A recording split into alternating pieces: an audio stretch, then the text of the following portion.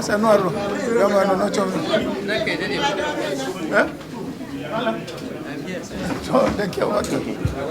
Thank you very much.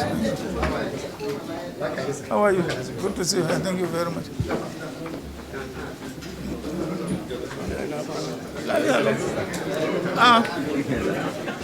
How are you, sir?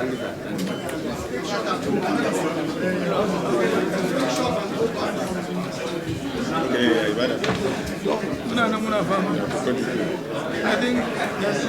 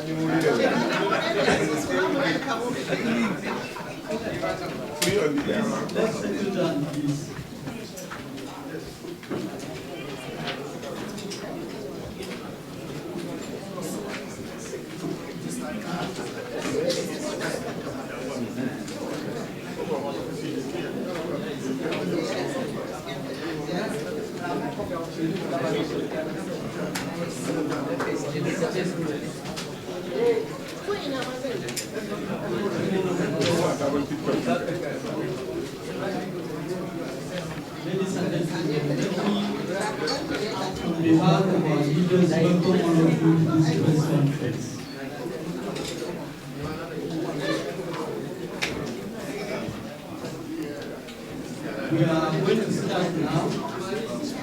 First seated, as you can see, our leaders are seated. His Excellency, the former Vice President, Alhaji Atiku Abubakar, is seated. Mr. P.P. Lawal, former Secretary to the Government of Federation. We have Dr. Danko Yunusa representing Mr. Peter Obi, who is unaccountably absent. Of course, we have Madam Naira. On the right, far right, we have Madam Lord Batagarawa and Alhaji Tumwena. There are other leaders who are unaccountably absent. They have sent their apology. They include Mr. Rotimi Amici, Dr. Kali Faini, and a number of them. So with this, I think we are set. We want to start.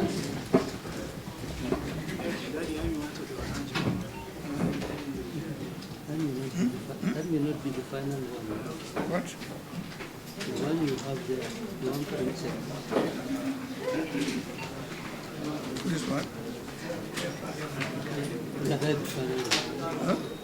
That's the final one. Which one the final? This one. Okay. I have it. Is it not the one you sent to me? It's not the same. It's not the same?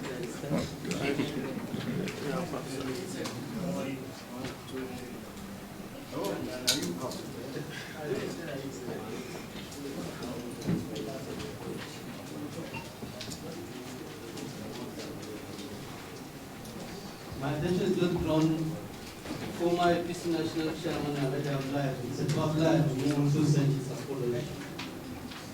So with this, I think we are ready. His Excellency, the former Vice President, text, and then thereafter we take questions from members of the press. So, Your Excellency.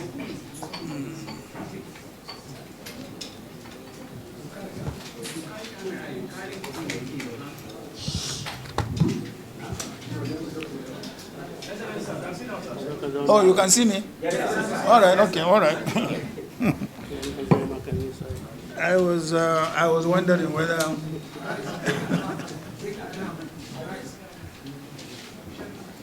Well, first of all, let me welcome representatives of the various opposition groups that are represented here. Distinguished ladies and gentlemen, fellow Nigerians, today we are gathered here this morning to convey our grave concerns with challenges that our democratic experience is going through. We are a cross-section of leaders and political stakeholders from across the country. We have come together to address the dangerous and unconstitutional actions taken by President Bola Ahmed Tinubu on March the 18th, 2025, to wit, the declaration of state of emergency in Rivers State and the illegal suspension of the democratically elected governor, deputy governor, in the State House of Assembly. This action is not only unlawful, but also a clear subversion of democracy and imposition of autocratic federal control over a duly elected state government. We strongly condemn this development and call on all Nigerians of good conscience to resist this brazen assault on the Constitution of our country and the institutions of our democracy. The President's illegal and unconstitutional proclamation was presumably driven by the protracted, insidious political crisis in Rivers State, which culminated in the recent ruling of the Supreme Court. Naturally, we expected all parties to the dispute to follow laid down procedures and in good faith to comply or to promptly implement the judgment of the highest court of the land. We know that despite proactive statements and belligerent attitude of these opponents, Governor Fubara has demonstrated goodwill and appeared disposed to the implementation of the ruling of the Supreme Court. However, rather than rise above the fray, the President yielded to petty favoritism and betrayed the oath that he solemnly swore to before God and man, which was to do, and I quote, do right to all manner of people according to law, without fear or favor, affection, or ill will, and I quote. If President Tinubu had conveniently disguised his true intention in the past, his broadcast to the nation on 18th March 2025 betrayed his bias and fell far below the standard of comportment expected from his exalted office. Now, let's go to the various constitutional violations. Number one, illegal removal of a governor and state assembly. Without any doubt, the Nigerian Constitution does not empower the President to remove an elected governor, deputy governor, or state assembly under any circumstances. The procedure for removing a governor is clearly outlined in Section 188 of the Constitution of the Federal Republic of Nigeria, 1999, as amended, through an impeachment process initiated by the State House of Assembly, not by presidential proclamation or arbitrary pronouncement. Number two, misuse of Section 305 of State of Emergency. Section 305 of the Constitution allows the President to declare a state of emergency only in the extreme cases where public safety, national security, or Nigeria's sovereignty is at serious risk. However, it does not grant him the power to suspend elected officials or to demolish democratic structures as he has brazenly done in Rivers State. Furthermore, Section 305(1) states that any proclamation of emergency is subject to the provisions of the Constitution, meaning it cannot override the tenure and removal procedures of a governor. Number 3, failure to meet constitutional requirements for emergency rule. The conditions under Section 305(3) for declaring a state of emergency include the following. 1, war or external aggression, breakdown of public order and safety, natural disasters or any other grave emergency threatening Nigeria's corporate existence. None of these conditions exist in the current circumstances in Rivers State. There is no war, no widespread violence, and no breakdown of law and order warranting emergency declaration. Failure to follow due process. Even if an emergency declaration were valid, which it is not, it will still require a 2/3 majority approval of all members of the National Assembly. That is at least 72 senators and 240 members of the House of Representatives. If this approval is not secured, the proclamation must automatically cease to have effect. Number 5, alternative legal avenues were ignored. If the issue was the defection of the Rivers State House of Assembly, the President could have encouraged the National Assembly to intervene under Section 11 of the Constitution. However, even under such an intervention, the governor and deputy governor cannot be removed by any arm of government except through constitutional means, as the proviso to Section 11(4) clearly provides. A manufactured crisis for political control. This state of emergency declaration is not about security. It is about power grabbing and control in Rivers State. The disagreements within Rivers State stem from the defection of 27 assembly members from the PDP to the APC, their loss of seats under constitutional provisions, and the subsequent political maneuvering to undermine the governor's mandate. Rather than allowing the law to take its course, the federal government has engineered a crisis to justify this obviously premeditated and brazenly cynical unconstitutional action. We find the federal government excuse of pipeline vandalism quite untenable and even laughable. The security of national infrastructure falls squarely under the responsibilities of federal security agencies and privately contracted security firms. If this issue had to do with breach of security in whatever form, the question that should naturally be asked, who controls the police, the military, and the DSS, the governor or the president? Now, ladies and gentlemen, our demand and call to action. Number 1, immediate reversal. We call on President Bola Ahmed Tinubu to immediately revoke this unconstitutional proclamation and reinstate the elected governor, deputy governor, and state assembly of Rivers State. 2, National Assembly reduction. We call on patriotic senators and representatives to vote against this illegal action when it comes before them for approval. The National Assembly must stand on the right side of history and not allow itself to be used to legitimize an unconstitutional power grab.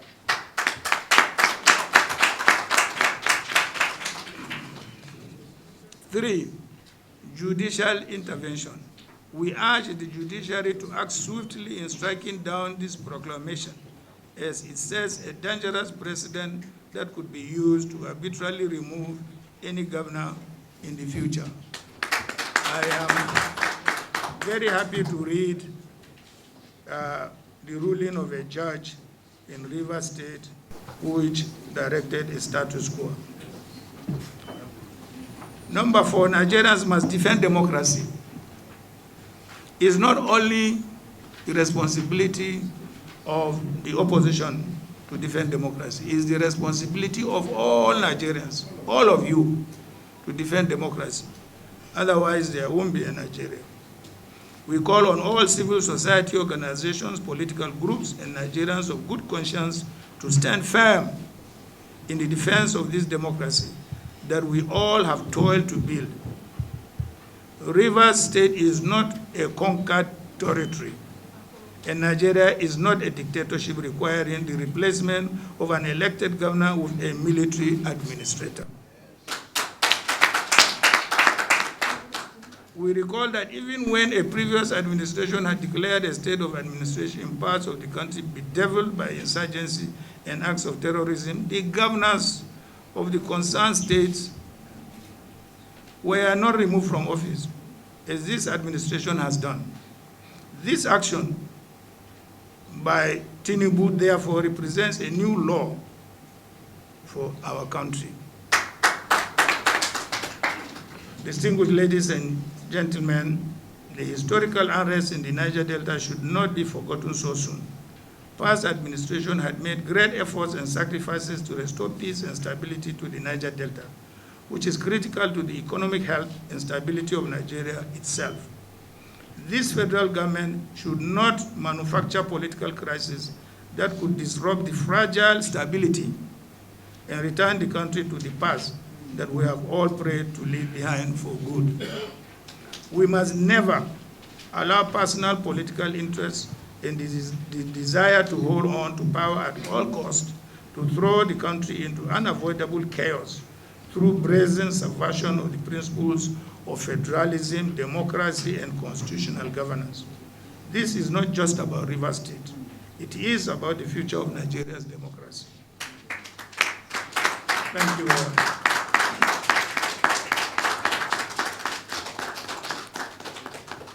We have a panel of representatives, and we welcome any question. Thank you very much indeed.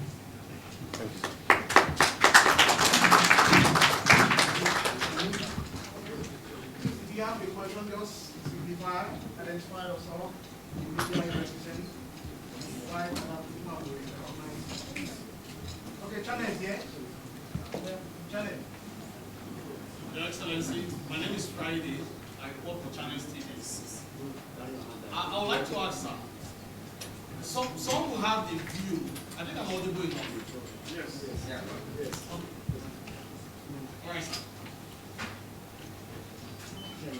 Like I said earlier, my name is Friday, and I report for Channel TV. I would like to ask, sir, some will have the view that the push by this coalition is coming a bit late, like medicine after death. We saw the whole political drama that was happening in Rivers State before I masked. That's 2 days ago, right? Yes, with the declaration of the state of emergency. Why has the opposition parties been so quiet until the president took that decision that they not deemed fit to come? Is it not too late to happen? It is too late, because it was all the time assumed that it was, first of all, an internal affairs of the legal of the Rivers State, political structure. Secondly, it was an intra-party issue. If you ask me whether the PDP, which is supposed to be in charge in Rivers State, whether the PDP acted in good time to try to forestall this state of emergency, that would be a different thing altogether. But I am not here representing the PDP as a party.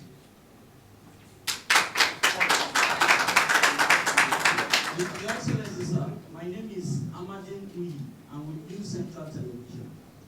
Sir, this coalition speaking against the events in River State. The last time we have seen representatives from the major opposition parties, the PDP, the SDP, and the Labour Party.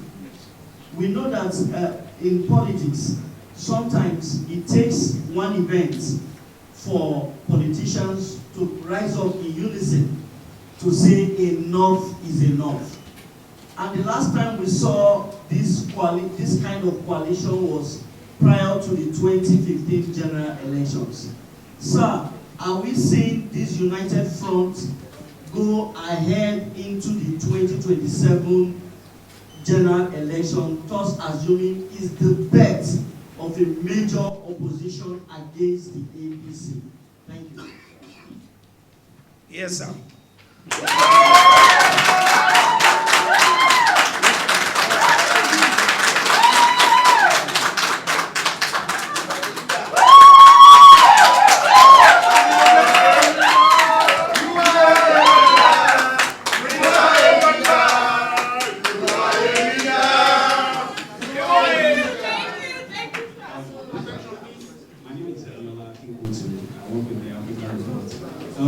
Your Excellency, the federal government, they made the argument that Obasanjo also declared a state of emergency in Plateau State and in Ekiti.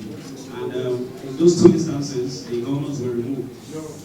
So they are saying that, look, there's a precedent for it, and that gives them impetus to remove or to suspend Governor Fubara. I want to know what you think about that argument. That is number one. Secondly, have you reached out personally to any of the lawmakers, either in the House of Reps or in the Senate? Because it's 2/3 majority that is needed, and the ruling party doesn't have that. Have you been meeting with them behind the scenes? Thank you.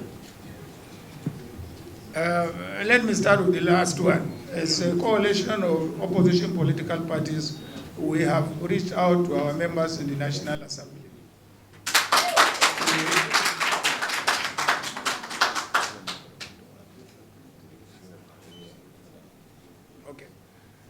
On the issue of previous, state of emergencies, that occurred during, our administration, I will invite Malam Nasir El-Rufai, to also interject. Thank you. Thank you, Excellency. Can you hear me?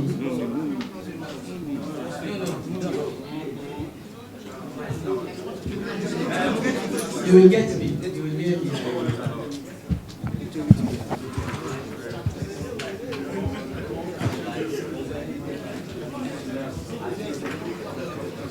Looks like the place is not digital.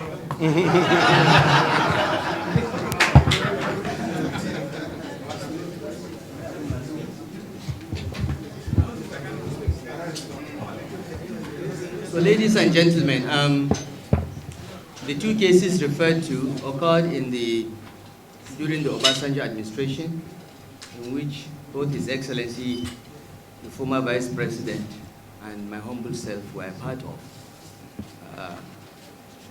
And it is true that in those cases the governors were suspended.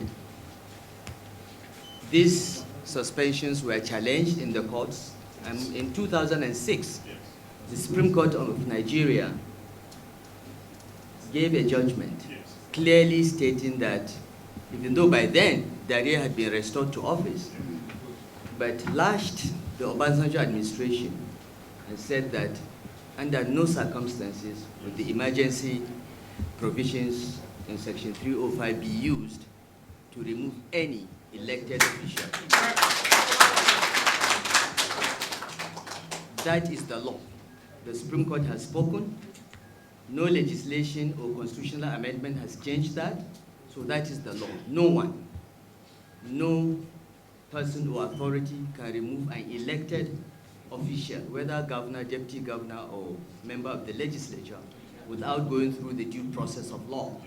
In the case of governor, via impeachment. In the case of legislators, through recall. Those are the only ways you can remove an elected person. You cannot tamper with the mandate of the people under Section 305 of the Constitution. The Supreme Court has spoken, and it's very, very clear. What President Tinubu has done is violently unconstitutional and unlawful.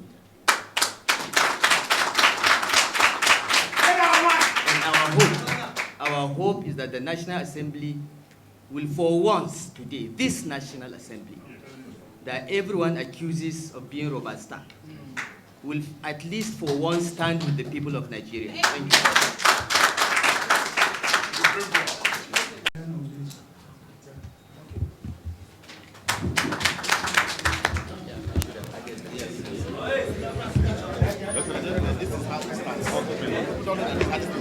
Yeah.